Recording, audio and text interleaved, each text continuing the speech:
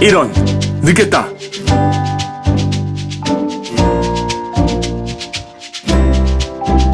안녕하세요.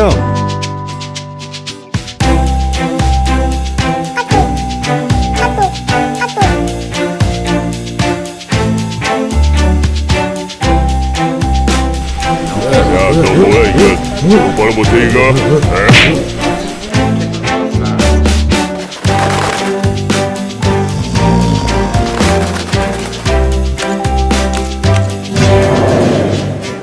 뭐야, 이건 예배가 아니잖아!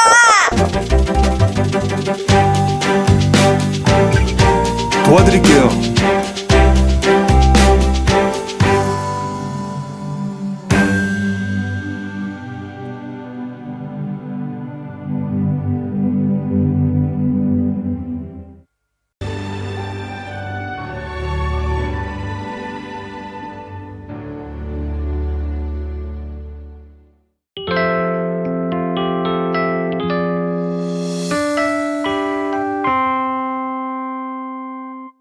따라하시죠. 정의, 권리와 의무의 균형.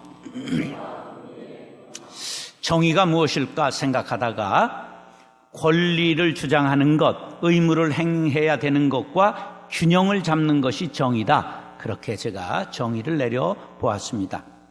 작년에 마이클 샌달이라고 하는 미국의 교수가 정의란 무엇인가를 책으로 내서 우리나라에도 엄청나게 책이 많이 팔렸죠. 그런데 이 샌달은 정의가 무엇이다라는 정의를 내리지 않고 그 사건을 예로 들어 질문을 던지고 그리고 수업을 진행하는 방식으로 내용을 전개시켰기 때문에 거기서 정의가 뭐다 하는 것은 찾기가 어렵습니다. 그래서 사전에서 찾아보니까 사전에서는 올바른 도리를 정의라 한다 그랬어요. 신학사전을 보니까 복잡해요. 구원론, 인간론, 기독교 윤리에선 이렇게 말한다. 그런 건 해골이 복잡하니까 치우고, 정의는 철학자들이 수천 년을 토론했는데 좀 애매모호하다 이렇게 돼 있어요. 그러니까 어렵다 그런 말이에요. 저도 2주 동안 설교 준비를 했어요. 정의에 관해서 엄청나게 성경 읽고 두지고 했는데 아주 어렵더라고요. 근데 제가 누굽니까? 어려운 것을 쉽게 전하는 목사니까. 정의는 가장 중요한 게 뭐냐면 평등입니다.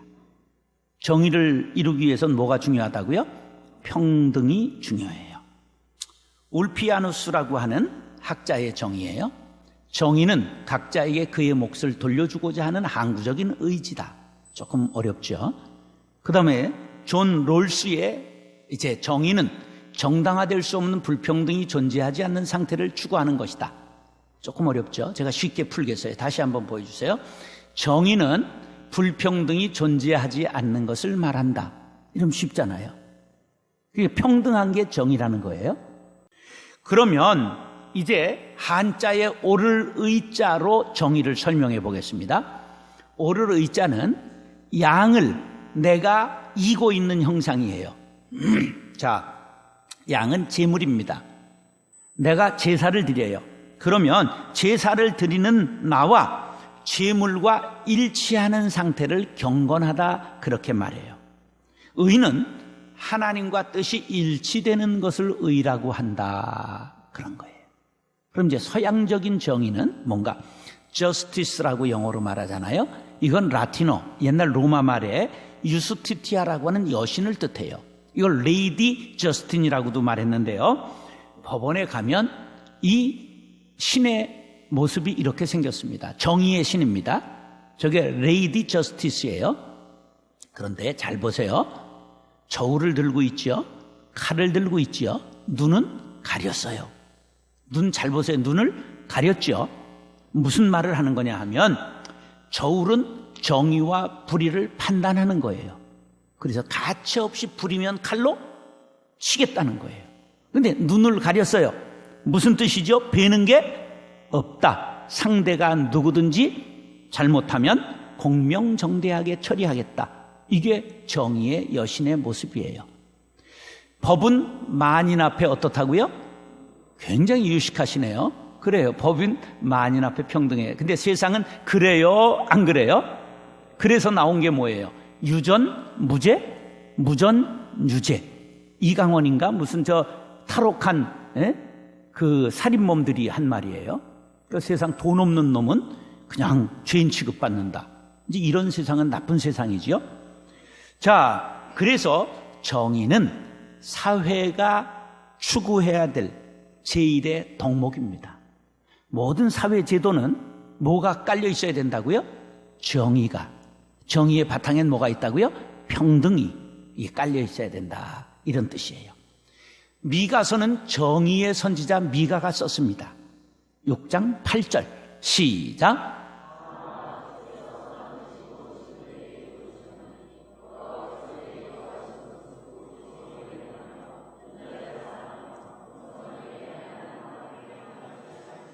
저 말씀을 어떻게 해석한 거냐 하면 정의는 사랑해야 된다.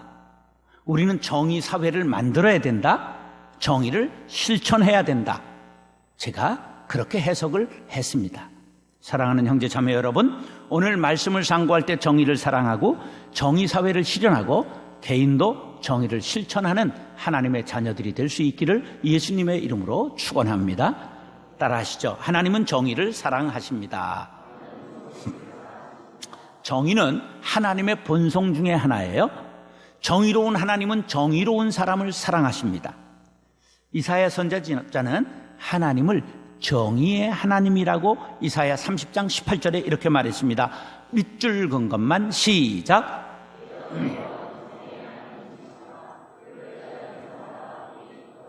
자, 하나님은 무슨 하나님이라고요? 정의의 하나님. 정의의 하나님은 어떠시냐? 정의를 사랑하신다고 시편 37편 28절 시작.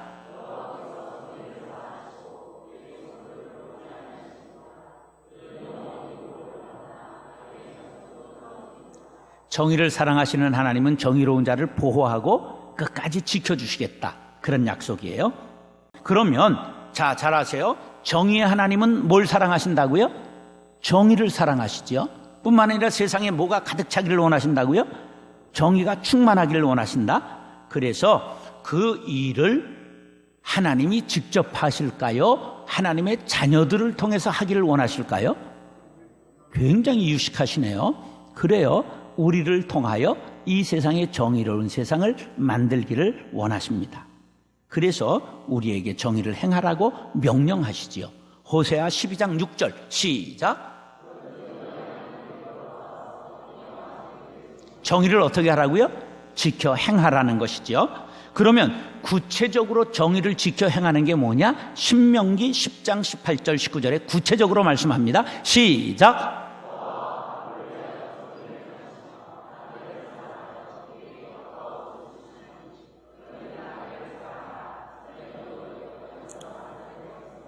자, 하나님이 우리에게 주신 종합선물 3종 세트가 있는데 그게 뭐냐면 고아와 과부와 나그네입니다. 요 선물을 잘 받아서 그들을 잘 돌보면 하나님께서 엄청나게 복을 주십니다. 할렐루야. 요게 3,500년 전 말씀인데 지금도 고아와 과부와 나그네가 있어요? 없어요? 지금의 나그네는 누구예요? 지금 나그네는 저 북한에서 탈북해서 온 세터민들, 그리고 다문화 가정에서 시집 온 사람들, 이런 사람들이 바로 나그네예요. 나그네들을 잘 돌봐야 됩니다. 정의를 사랑하시는 하나님은 이런 사회적 약자를 차별하는 사람, 억압하는 사람을 보면 견디질 못하고 불같이 화를 내세요. 이사야 61장 8절 시작.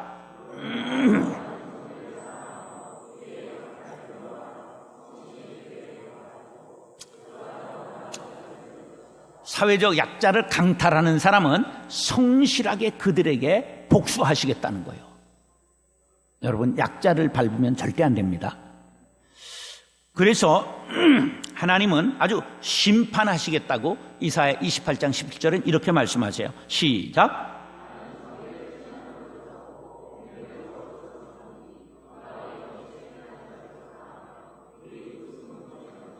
하나님이 정의를 행하는지 측량한다는 거예요. 저울로 단다는 거예요. 그래서 불의를 행하는 자는 우박으로 때리시고 막 홍수로 쓸어가 버리시겠다는 거예요. 얼마나 무서운 말씀입니까? 지금도 하나님은 시퍼렇게 눈을 뜨시고 불꽃 같은 눈으로 감찰한다는 거예요. 전도서 5장 8절 밑줄 시작.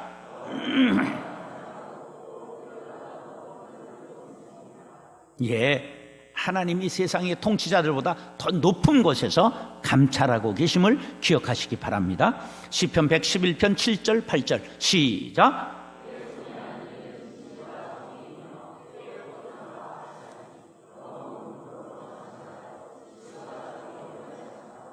정의를 사랑하시는 하나님을 기억하며 정의를 사랑하고 정의를 행하는 하나님의 자녀들이 되시기를 예수님의 이름으로 축원합니다.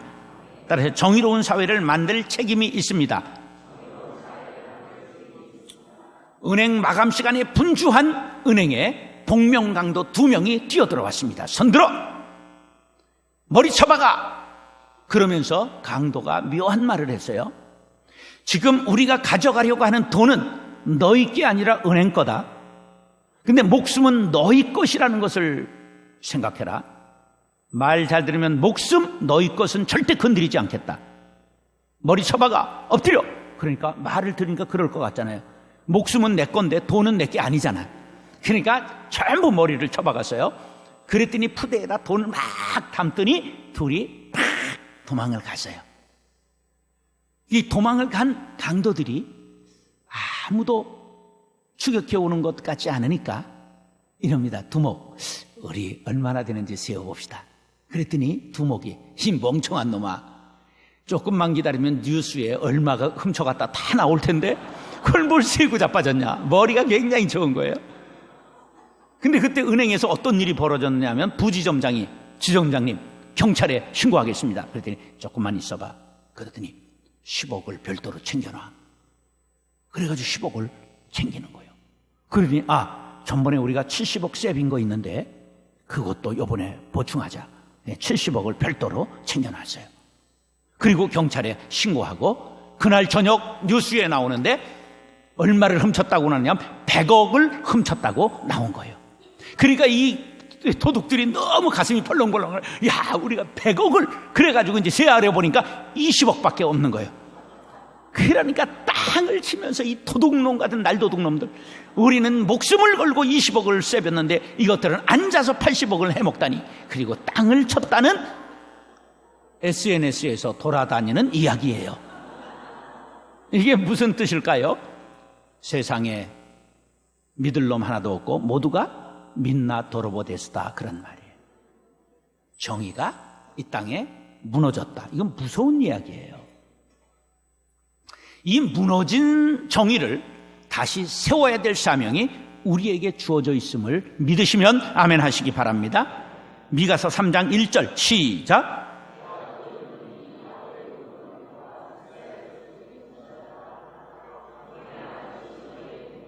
정의를 알았냐? 세우는 것이 너희의 본분이라는 거예요.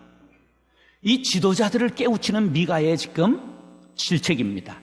이 사회의 지도자가 누굽니까? 대통령? 국회의원? 천만에. 이 시대의 지도자는 믿는 사람들, 영적 우위를 점하고 도덕적 윤리적 위에 있어야 할 그리스도인들이 지도자들입니다. 그러므로 우리 그리스도인들이 정의로운 사회를 만들 책임이 있음을 깨달아야 합니다. 미국의 철학자인 존 롤스는 정의론에서 분배의 정의를 이렇게 외쳤어요. 시작.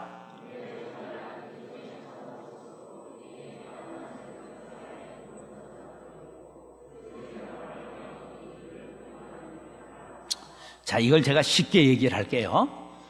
내가 남들보다 쇠빠지게 열심히 일해가지고 큰 돈을 얻었어요.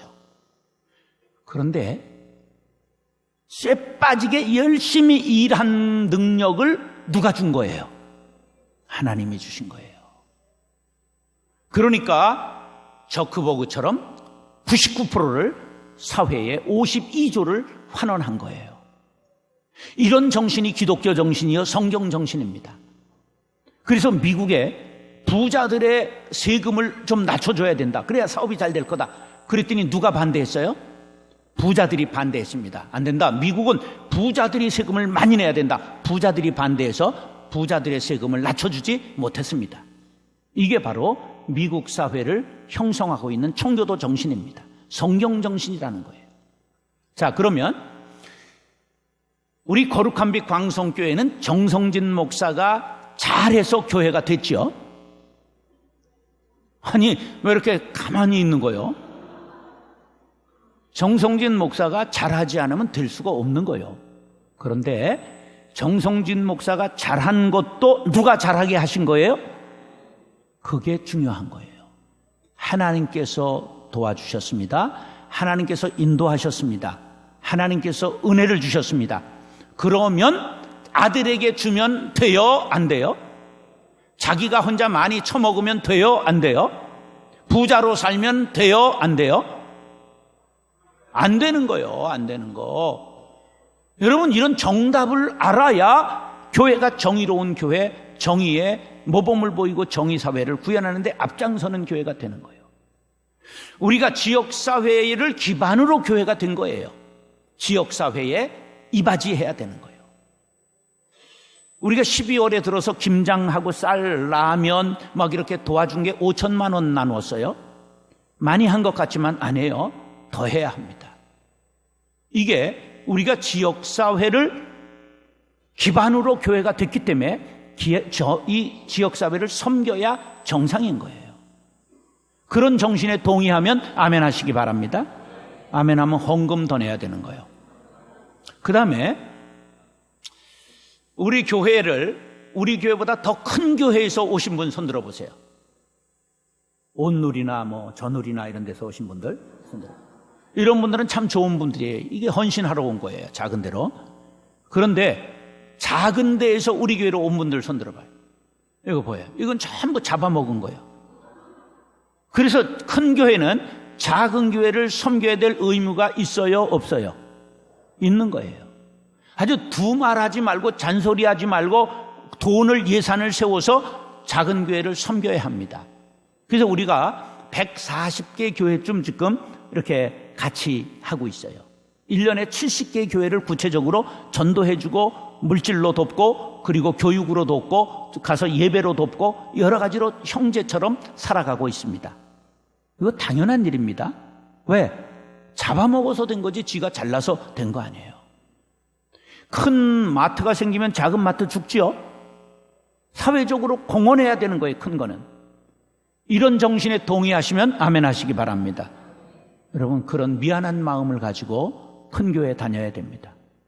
큰 교회 목사가 잘난 척하고 막 누리고 살아가면 이건 회사지 교회가 아닌 거예요. 우린 교회부터 정의를 행하고 정의사회를 만들어 가야 되는 거예요. 할렐루야. 그런 정신으로 해야 되는데 간단해요. 마태복음 10장 8절 밑줄 시작. 모든 것은 주께로부터 온 거예요. 거저 받았으니까 어떻게 해야 된다? 거저 나눠줘야 돼요. 세상은 악하잖아요. 전부 혼자 먹으려고 그러고 혼자 끌어모으고 그냥 이 큰 마트들이 그냥 시골까지 들어가고 노후에 평안하게 100만 원 갖고 살 수 있는 비결이 뭐죠?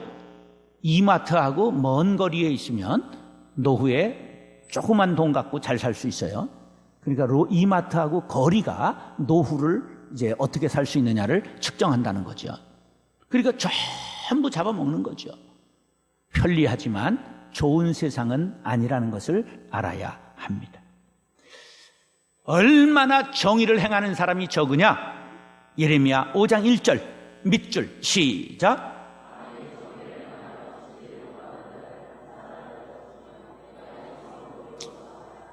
내가 정의를 행하는 한 사람이 되겠습니다. 다짐하시는 분은 아멘 하시기 바랍니다. 이사야 선지자를 통하여 하나님은 이렇게 명령하십니다. 이사야 1장 17절 시작.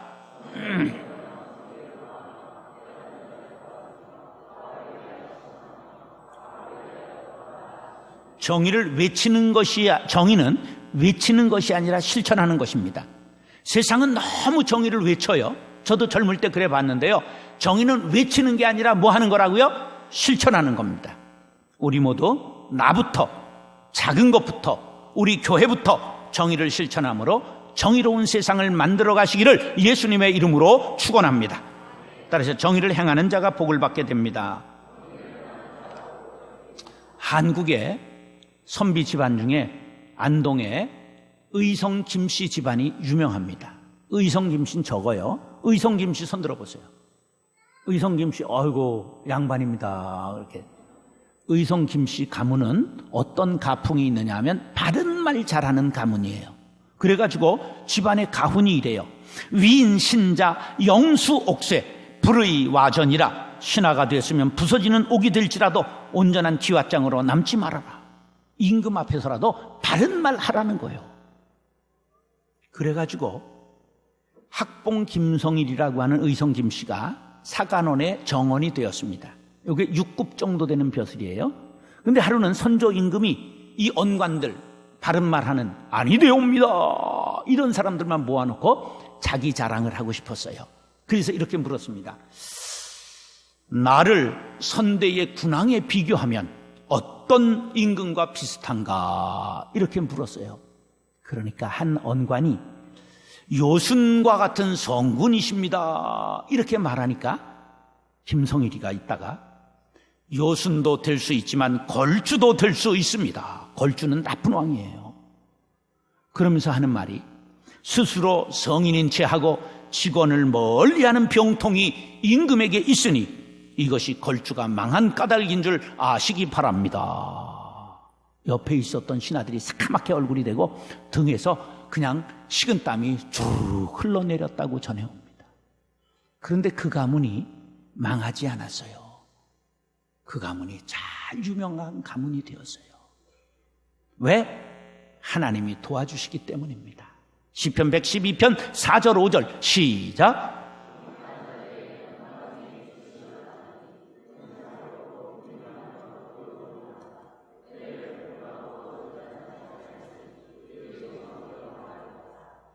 정의를 행하는 사람은 은혜를 베풀며 구워주는 사람이기 때문에 하나님께서 어렵게 될 때 빛으로 임해서 그를 살려준다는 말씀이에요. 자, 여러분에게 문제를 하나 내겠어요. 부자와 가난한 사람이 싸울 때 어느 편에 서겠습니까? 1번 부자, 2번 가난한 자. 자, 1번 부자 편에 서겠다. 손 들어보세요. 손 안 드는 사람은 사실 전부 이게 부자 편에 설 사람들이거든요. 2번 나는 가난한 자 편에 서겠습니다. 정의롭게. 자, 손 들어보세요. 예, 다 틀린 거예요. 옳은 자 편에 서야 됩니다. 옳은 자 편에. 이게 레위기에 이런 말씀이 있어요. 시작.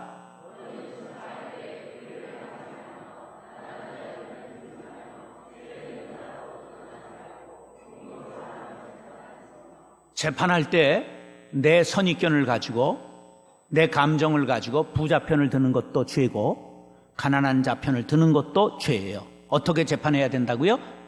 정의롭게, 공의롭게 해야 된다는 거예요. 여러분 항상 참과 거짓이 싸울 때에 성이 같다고 친분이 있다고 어느 편에 서지 마시고 정의의 편을 택해야 합니다. 나아가 정의를 노래해야 됩니다. 선포하라는 거죠. 뿐만 아니라 정의를 선포하면 하나님께서 반드시 복을 주십니다. 다윗이 모든 백성에게 정의와 공의를 선포하니까 행하니까 하나님께서 강한 나라가 되게 하셨잖아요. 그래서 예레미야 22장 15절에 보니까 요시야 왕이 정의와 공의를 행하지 아니하였느냐? 그때에 그가 형통하였다. 너도 네 아버지를 본받아서 그렇게 행하라. 예레미야가 교훈하고 있는 것입니다. 형통하기를 원하십니까? 복받기를 원하십니까? 어떻게 살아야 된다고요? 정의를 행하며 살아야 복을 받습니다. 정의를 행하는 자에게 풍성한 재물의 복을 주겠다고 잠언 8장 20절로 21절에 말씀하는데 특별히 곡간까지 채워주시겠다고 말씀하고 있습니다. 에스겔 선지자는 우리들에게 정의로운 길을 떠난 자는 돌아오라고 우리에게 촉구하고 있습니다. 음란한 길을 돌이키라. 부정한 방법으로 돈을 번 사람들 돌이켜라. 약자를 학대한 사람 돌이켜라. 쾌락에 빠져 육신의 정욕을 따라 사는 사람 돌이켜라. 탐욕을 버리고 돌아오라. 어떤 죄라도 돌이키면 살려주겠다고 에스겔 18장 21절에 말씀하고 있습니다. 하나님은 가능한 한 심판하지 않고 참으십니다. 왜? 인자가 많으신 까닭에 기다리시는 것이지요. 돌이켜 정의를 행하면 반드시 살 뿐만 아니라 복을 주시되 풍성히 주시겠다고 시편 106편 3절 5절에 말씀하십니다. 시작.